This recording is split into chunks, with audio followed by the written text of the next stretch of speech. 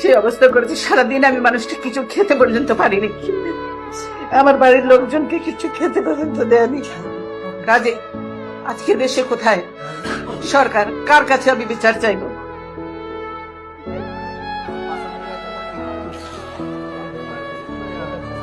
দীর্ঘদিনের সংসারের সব মালামাল রেখে আমাকে এক কাপড়ে বাড়ি থেকে বেরিয়ে আসতে হলো, বের করে দেওয়া হলো। আজকে যেভাবে আমাকে অপমান করা হয়েছে, ঘরের দরজা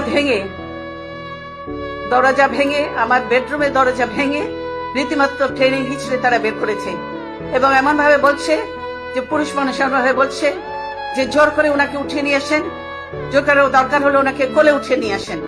এরকম ভাবে একটা সরকারের এই আচরণ, ওনারা ধাক্কা দিয়ে আমাকে গাড়িতে উঠিয়েছেন। আমি এর বিচারের ভার মহান আল্লাহ ও প্রিয় দেশবাসীর উপর ছেড়ে দিলাম। আমি দেশবাসীর নিরাপত্তার জন্য মহান আল্লাহর দরবারে দোয়া করছি। আপনারা সকলেই আমার জন্য দোয়া করবেন।